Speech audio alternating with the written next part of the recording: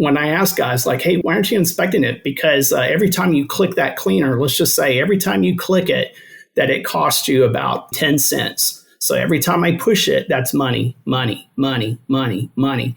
And so what happens if you were to inspect it and you realize maybe only 10% of the endfaces actually had contamination on it? And as we all know, money makes the world go round. So it should be in everyone's best interest to listen to this key episode on fiber cleaning. We will discuss with Brian Teague, product line manager at Senko, in this episode of Become Fiberminded, proper fiber connector cleaning techniques, what could actually go wrong, and how you can be more efficient in your day-to-day life and day-to-day work in fiber optics. I also discussed with Brian the myth of the self-cleaning connectors. And Brian is actually also answering once and for all the question if a newly bought patch cord cable is clean or not. So make sure to listen to this episode. You are listening to Become Fiberminded, a podcast about fiber optics. Every 2 weeks, we are bringing you insightful conversations with industry experts so you can become fiber-minded as well and get the success you deserve. I'm your host, Christian Till, and you can follow me on fiberminded.com. Welcome to Become Fiberminded. Hi, Brian. Welcome to this episode of Become Fiberminded. Hey, Christian, how you doing? It's great to be here. Excellent. Thanks for asking. Excited to be on your podcast. I've listened to some of the previous episodes, and it's an honor to be here. Plus, I love what you're doing. You got some great content out there, so very cool stuff. Thanks. I appreciate it. So, Brian, for those of you who don't know, could you give us a little bit of background on yourself? Sure. My name is Brian Teague. I am the product line manager at Senko Advanced Components. My job is working with all things connector maintenance related. So my area of expertise is working with mainly like installers to try to help them find better ways when it comes to problems with the fiber optic connectors, like cleaning, inspection, testing, and all that. So. Perfect. This brings us right to the first question. We had already discussed it a little bit with Kevin Perez in episode 4 on connector cleaners. So now the man of the hour, Brian, tell us how to clean and not to clean fiber connectors. Okay. All right, good. So, Christian, one of the things that there's been a lot of studies that are in the industry, and one keeps getting cited again and again, and it's one that was done by NTTAT a few years ago. And they looked at what causes problems with fiber cable assemblies. And the number one issue was contamination. So in that survey, between 80 to 90% of the respondents said, they had run into contamination issues. So cleaning is very important.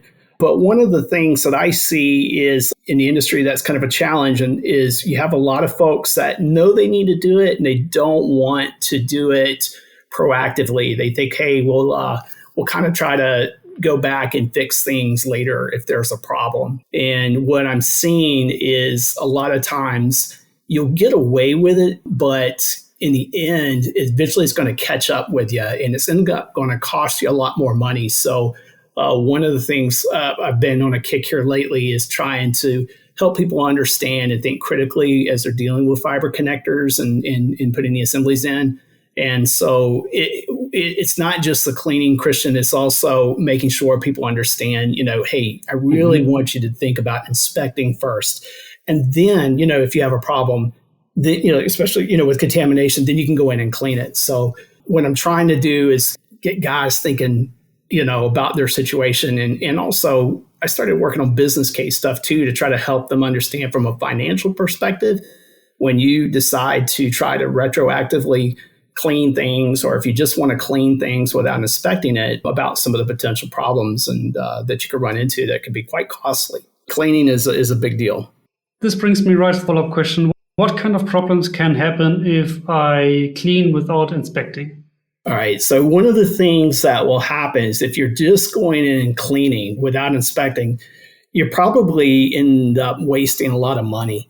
What you're seeing right now, and I'll give these guys credit, they're trying to do the right thing. And that's a great start. But they think, hey, I just want to go in with one of these mechanical clickers and I just want to start clicking away and trying to clean connectors. And there's a couple problems with that. The first one is not all these tools are made the same. So you have some of the traditional tools like the ones by NTT and Fujikura and Senko Gaiken, and these are really good tools. And then what's happened within the last several years is you have these knockoff type products. So they look very similar, but performance it's not even close, right? And so what's happening is sometimes if you just go in and you get one of these kind of economy cleaners, I'll try to be nice here, you can end up actually causing more problems. In some cases, actually bringing dust back onto the endface, and you're setting yourself up for a lot of potential problems. When I ask guys like, hey, why aren't you inspecting it? Because every time you click that cleaner, let's just say every time you click it, that it costs you about 10 cents. So every time I push it, that's money, money, money, money, money. And so what happens if you were to inspect it and you realize maybe only 10% of the endfaces actually had contamination on it? So if you're doing a job with thousands of interconnects, like let's say building a data center or adding a new rack into a central office, and you're just clicking, clicking, clicking, clicking, you're spending a lot of money unnecessarily. And so you may be trying to clean things that were actually already cleaned. And if you use some of these economy type products that are out there, you could actually end up making things worse. And I'll tell you the other thing too, Christian, is not everybody's using the clickers. I mean, there's a lot of really good products out there. You know, things like the clay top cassettes have been around for over 30 years. And those in wipes and sticks, those are only as good as operator's technique, right? So if you try to use these products, I can give you the best product in the world, but if your technique is not real solid, you may not be getting anything out of it.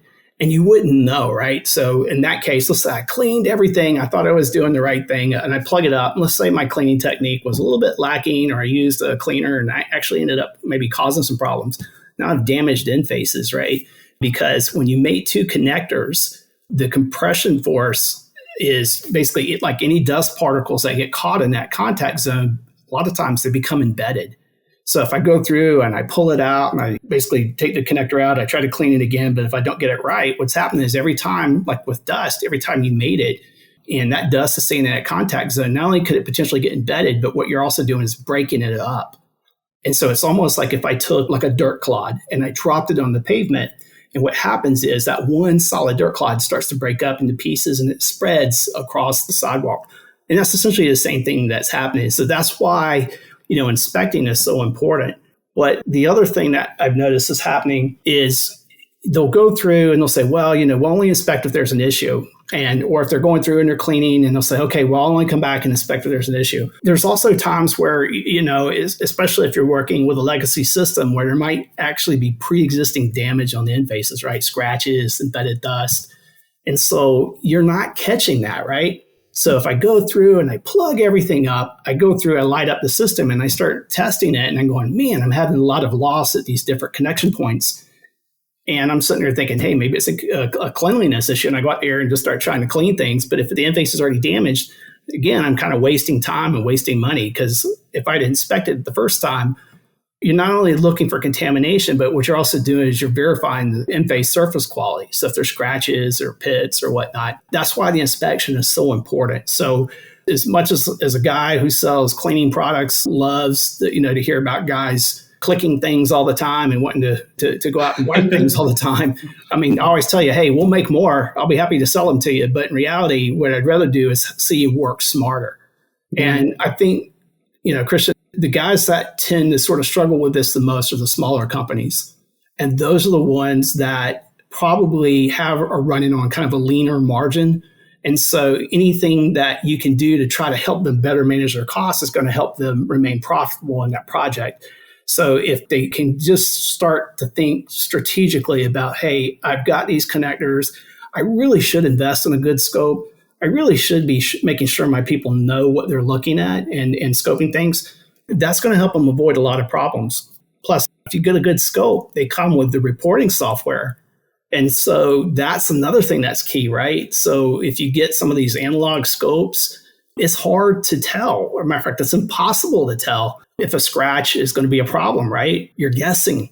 Christian, you may look at it and kind of go, yeah, Brian, that's a problem. I might look at it and go, I don't know. I think it's okay. The good thing about when you get a good quality inspection scope is it eliminates that human subjectivity, right? And so now the auto analysis is doing the measurement. I can save the report. I can document the quality of my work. And again, I'll pick on the small guys. The small guys are the ones that tend to sort of go, well, I can't afford a scope or I can't afford to do this. And I'm always like, I think you can't afford not to have something good in your toolbox that can help with the inspection. Because if you don't have that, how are you going to document the quality of the work? And if you document the quality of the work, now all of a sudden you're going to be kind of special, hopefully in the eyes of the end user that you're doing these projects for. And you're able to come in saying, hey, this is the way the endfaces looked. We did our tier 1 or tier 2 certification. Here's all the documents. And that's the kind of stuff where I think a lot of network owners and network managers are going, this is what we need. This is good stuff because you're going to stay on time when it comes to the deadlines. It's all good stuff. So a lot of times, good practices will actually more than pay for getting the good quality equipment because the cost of failure is expensive.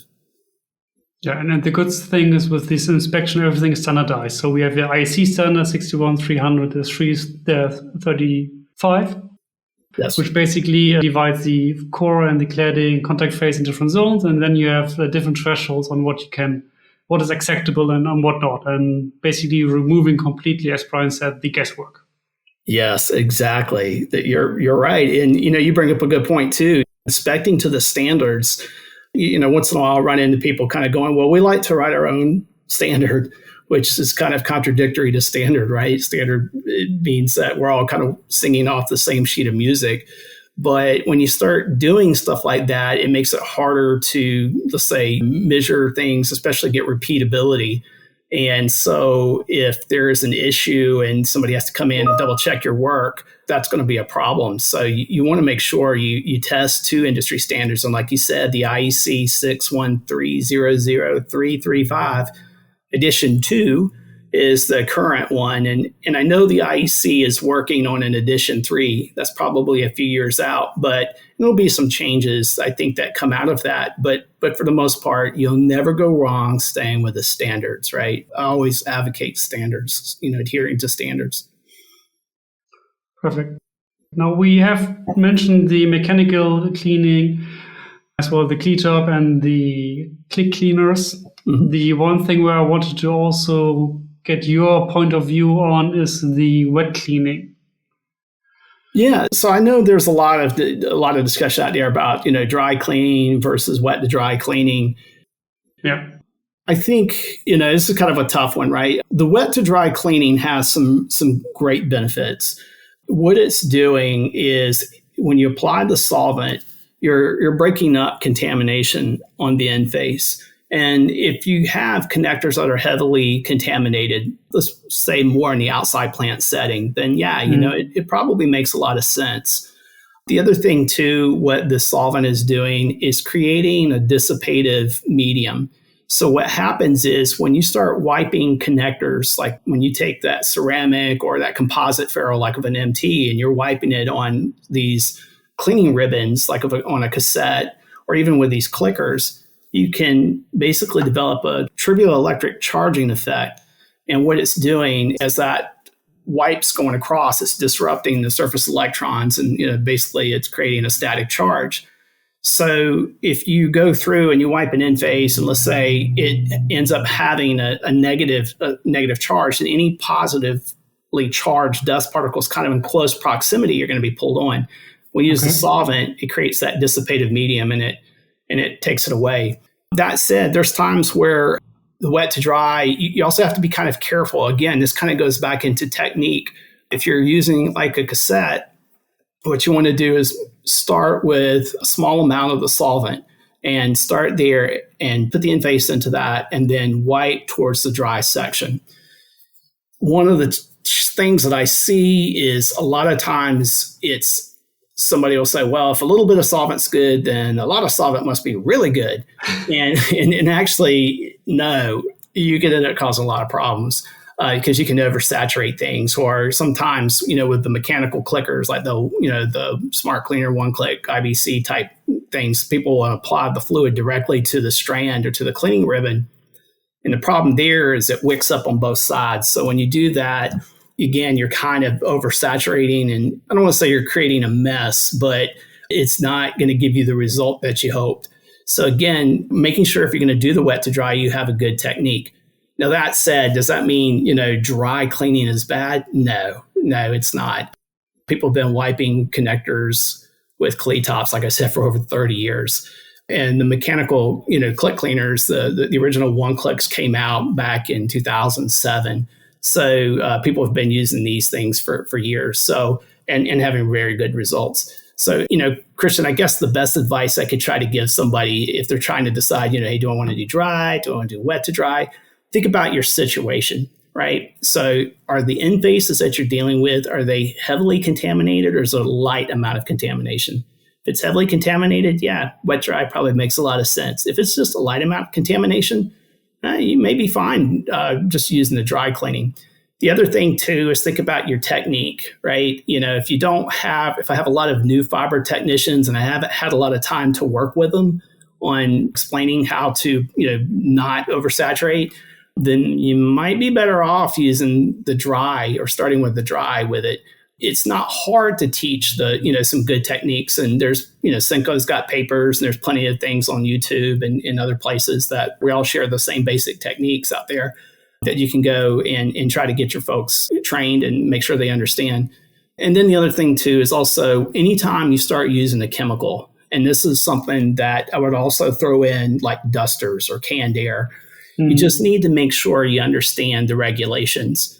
So, for example, like in Europe, the chemistry regulations are more strict than they are in other places, let's say like the United States, with the exception of somewhere maybe like California. So anytime you're thinking about bringing any kind of a chemical on site, the best thing to do is make sure you have the safety data sheet. Way if a safety officer or OSHA or somebody comes to ask, you can pull that documentation. But also if there's ever a problem, something catches on fire, you want to make sure you understand how to store it, how to handle it properly. And then also you want to make sure that you're not bringing chemicals that might be legal where you're at into an area where they're forbidden and get into trouble. So again, wet to dry is good and dry is good. It just depends on the situation. So it's not, one is always better than the other. Again, Christian, you just sort of have to think about your situation and see what makes sense for where you're working at and what the connectors you're working with and the skill level of the operators you have.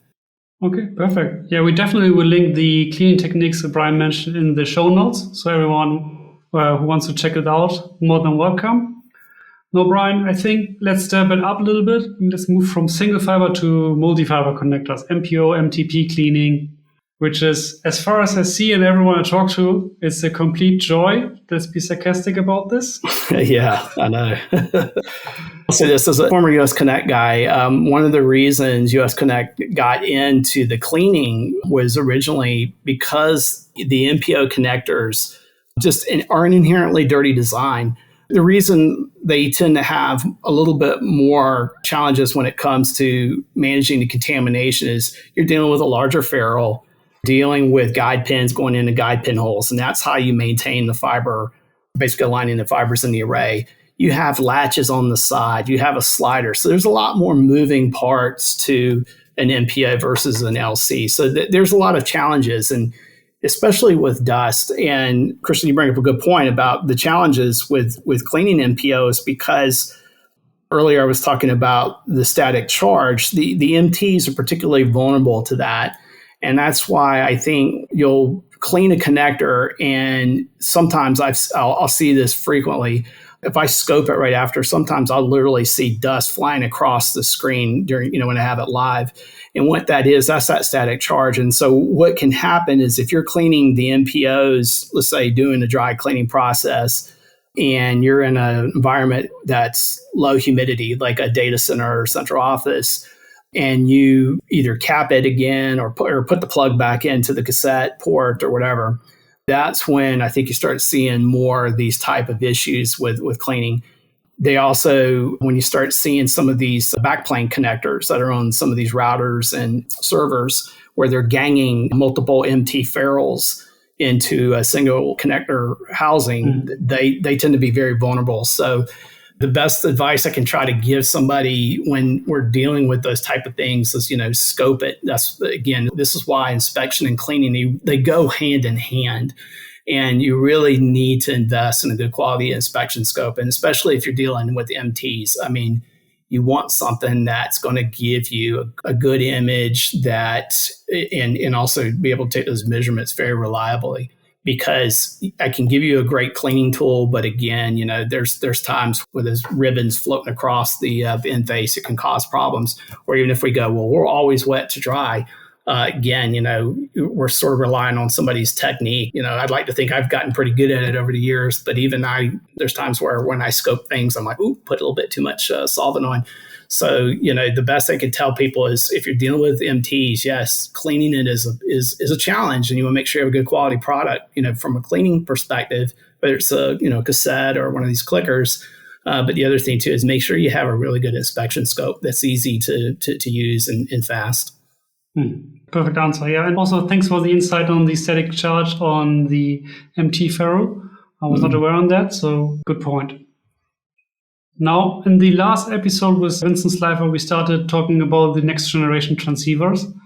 And one of the things which needs to come into a transceiver is the fiber. And with the new transceivers, we see also new connector types. Mm-hmm. For example, Senko has started developing the CS and the SN connectors. So can you give us some background on that, and how many more connectors are we seeing coming up? Yeah, no, actually, that's a great point. We're watching our industry go into like 400 gig, 800 gig and beyond. Yeah.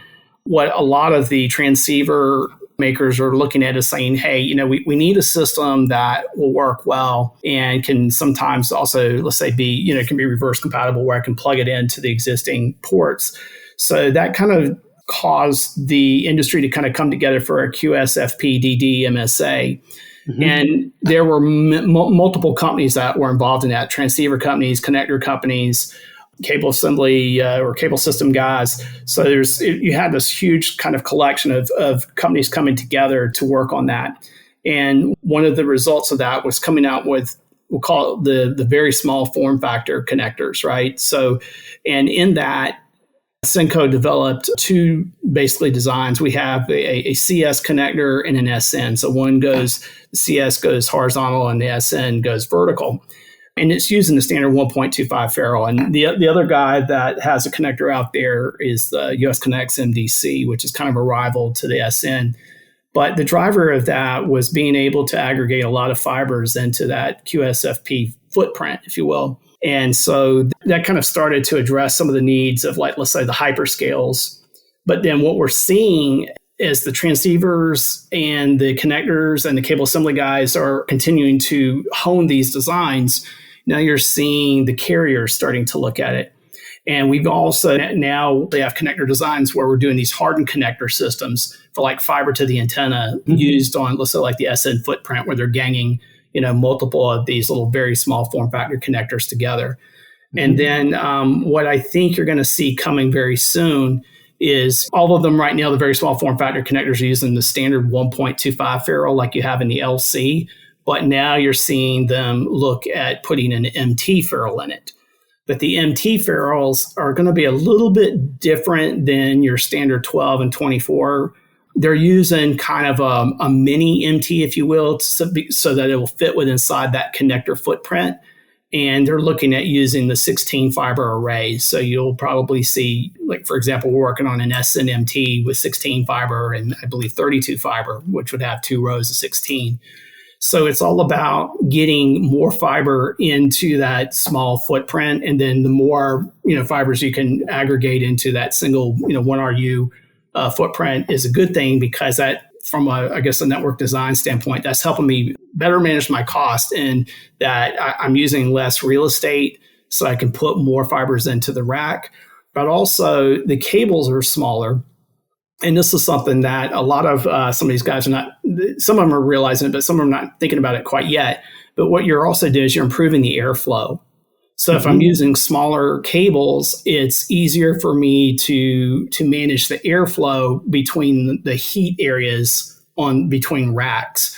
And so that is actually pretty interesting to a lot of these data center design guys, because running the electrical, especially with the HVAC system, can be up to like 50, 60% of the cost of operating a data center. So anything you can do to try to, even if it's using the connector, to try to help better manage your power consumption is a good thing. So those are some of the kind of the cool things that we have coming. And then you're also seeing now some work being done more into expanded beam. So you have these lensed arrays. I know there's a few of them that have been out for a few years, but you're seeing kind of an interest in that, where now what you're trying to do is make it so that, let's say you have a little bit less dust sensitivity. You're basically trying to minimize the potential contaminations causing. So, Christian, I've been in the industry for now, I was thinking about this last night, about 30 years now. And this is kind of cool. We're kind of in a time where I remember sort of like, was it like maybe the mid 90s when we saw like the LC and the MU and the LX.5 and stuff. And then the industry kind of sort of, from a connector design sort of settled. Well, now you're starting to see kind of this innovation with connector designs coming out. So it's kind of an exciting time from a fiber optics standpoint. So we're entering a fun cycle. Definitely, I have to agree. I mean, it's sometimes actually hard to keep track of the different transceivers and technologies. So they're currently deciding to deploy, and also there was new connector types. So every 8 months there's a new transceiver, and suddenly there's a new connector type. Yes. And you think about it too, as a consumer of, a lot of broadband, because I have 2 teenage kids and my wife's a teacher, so we have many devices running all the time. It seems like you can never quite have enough speed. So all these advances that you're seeing, all this innovation that you're seeing coming in the optics industry is kind of geared for some of these hyperscale guys. Eventually, this stuff's going to make its way to us, and that's going to make our lives better too, right? It's cool to be not only in the industry at this time, but also, just kind of living through. And I'm very fortunate to be working for one of the connector guys who is actually leading some of the innovation in the new connector development. So it's a lot of fun, man. It's great stuff. Absolutely. Now, you mentioned the very small form factors, the CS and the SN. Are there any different potential challenges an installer might face compared to like an LC connector? Yeah, so some of the challenges that the network installers are going to face, first of all, these connectors are a lot smaller. Mm-hmm. So as they go through and start, plugging in the whether it's plugging in jumpers or assemblies, you're gonna have to think a little bit more about this, right? So because again, you have a lot of fibers aggregated in one place.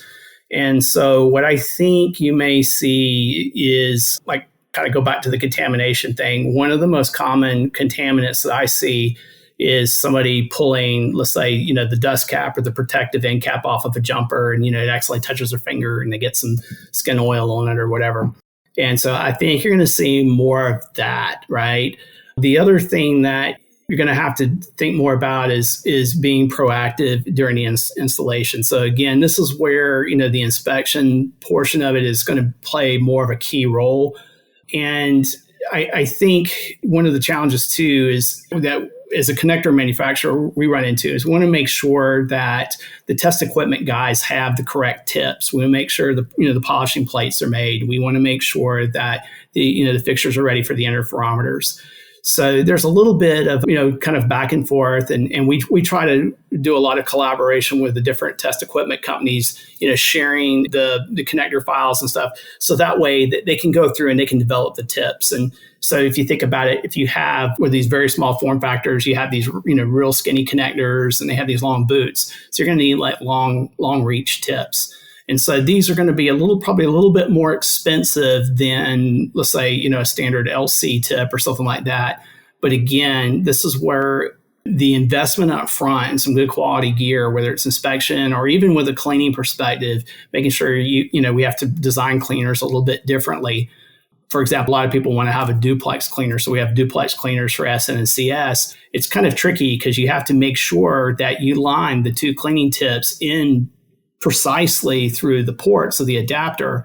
So, there's some challenges like that. So the best thing, if I were on the other side of the table and I was on a network construction company, I'd be, kind of talking with my current sources about, hey, I know these things are out there and they're coming, making sure that, hey, we're prepared. We have the test gear ready.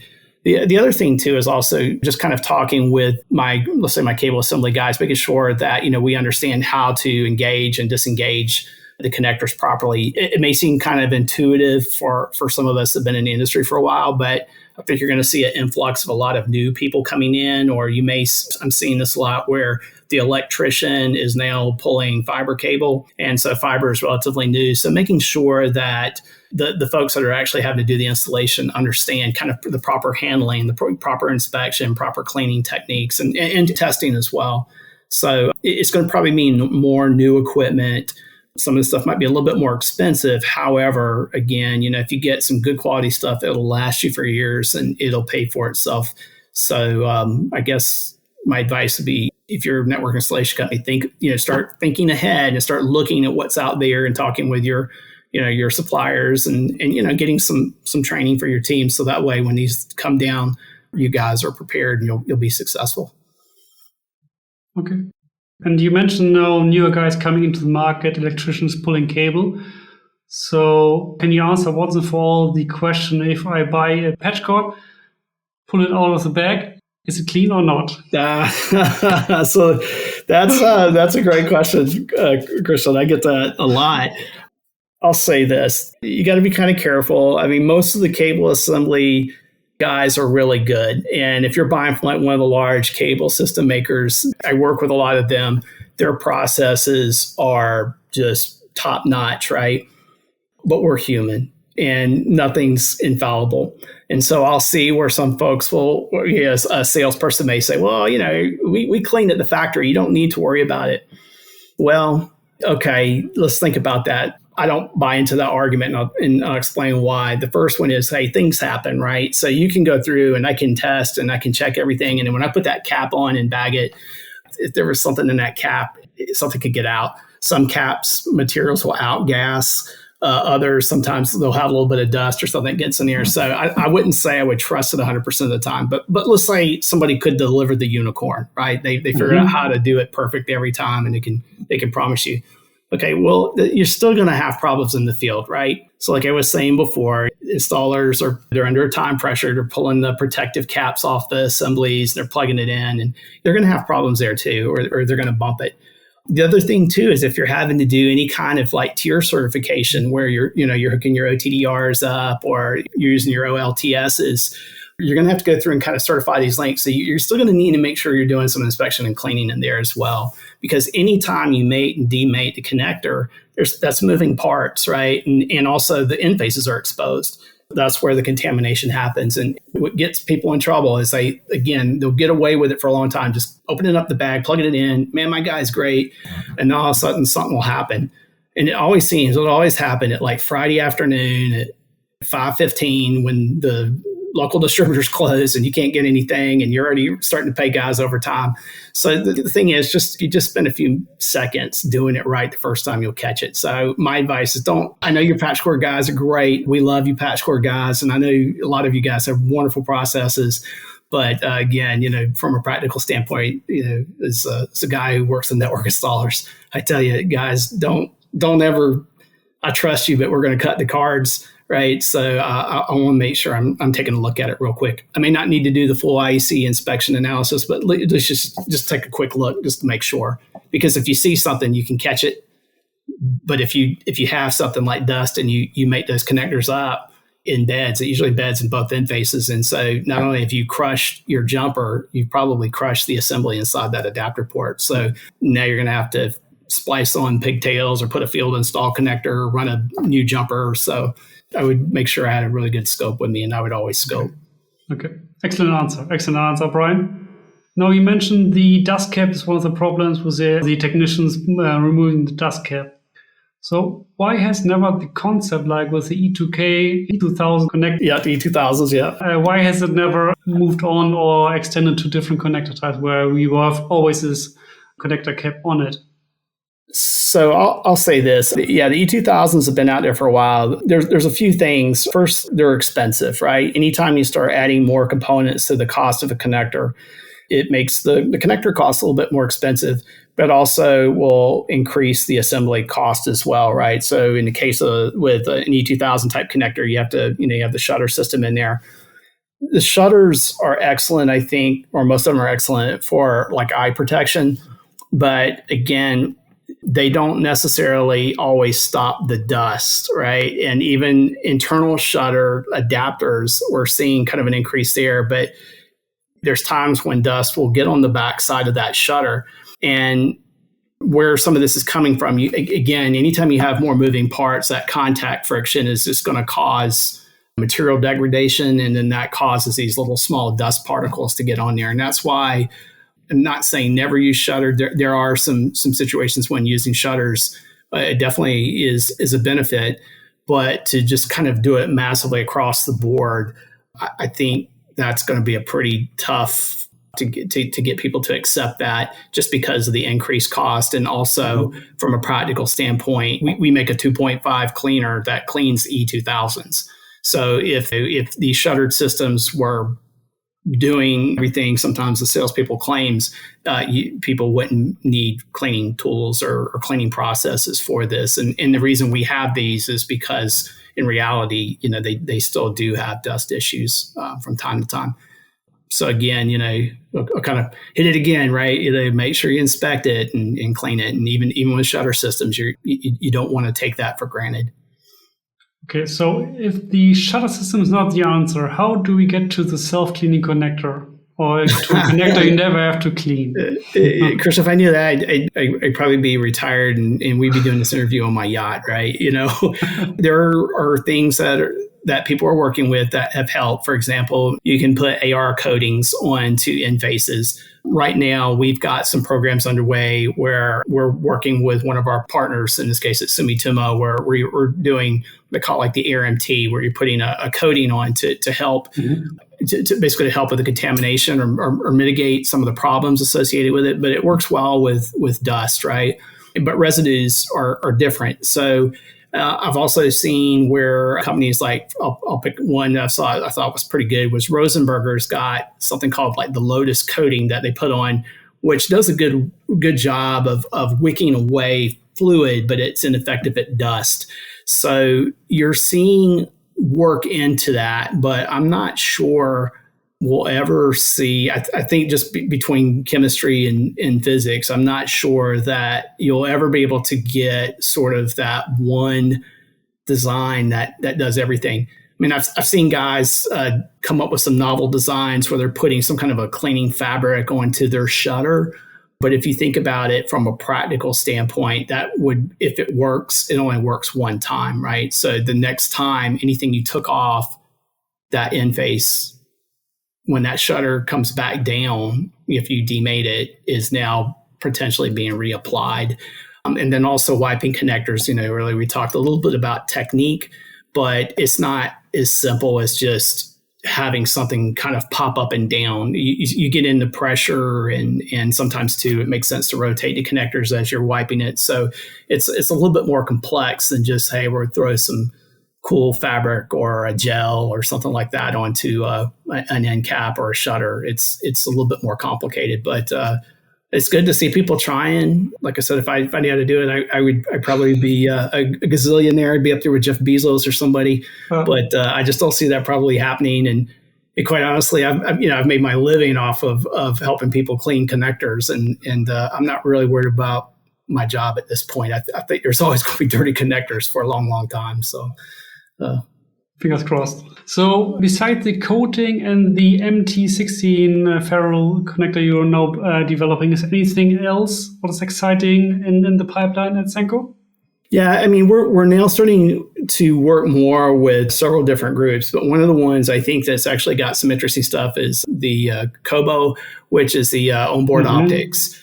And if you kind of start to follow some of what these guys are doing, they're probably looking at concepts that I could see being adopted, let's say 3, 4, 5 years out and beyond. But again, they're looking at things like, like this about, hey, what are ways that we can do to try to make a connector system and also put, polishing techniques and coatings and stuff to try to mitigate some of the contamination issues.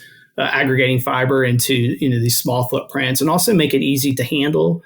And they're also looking at trying to make sure these connector systems are cost effective. I mean, you can come up with a perfect connector system, but if it's $10,000 a connector, you're not going to sell too many, right? So you have probably some of the best minds right now working on some of these type of problems. But I would say kind of some of the onboard optics stuff, I think is going to be kind of neat. And again, you're putting the basically in some cases the connectors directly on and in some cases too, the fiber is actually coming directly out of the transceiver, similar to like active cable systems. So there's a lot of really cool stuff going on there.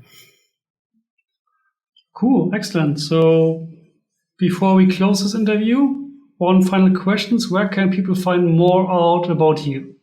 Oh, okay. So if you get really bored, you can't sleep, and you want to try to, you can go. I put a lot of my stuff out on my LinkedIn page, so you can search me on LinkedIn at Brian Teague, and I'm the one at Senko.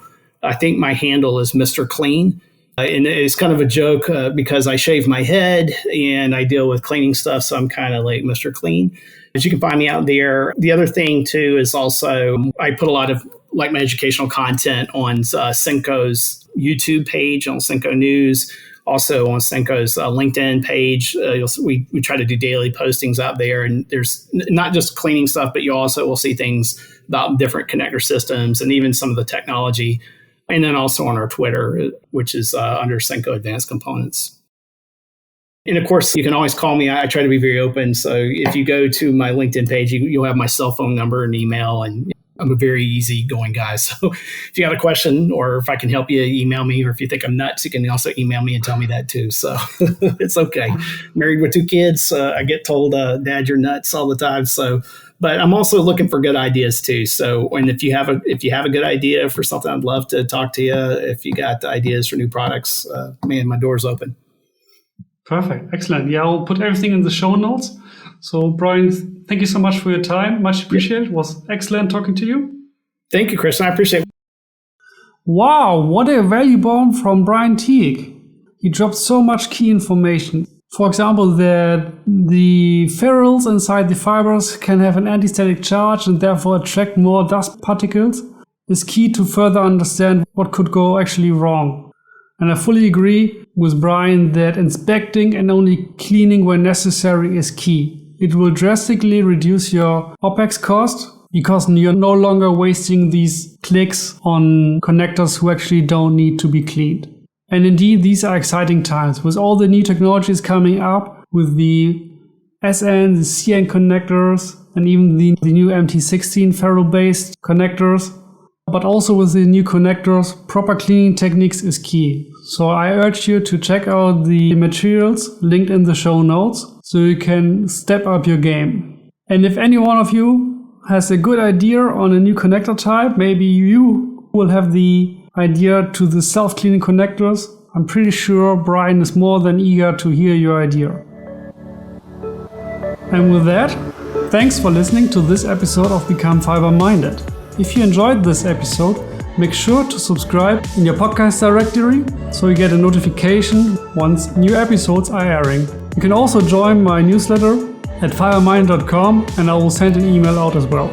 And most importantly, if you learn something new, tell a friend or a colleague about the podcast so I can help more people. Be sure to go to fiberminded.com/episode 9. Once again, fiberminded.com/episode 9 to see the show notes with the links mentioned in this episode. Until next time, keep connecting the world with fiber.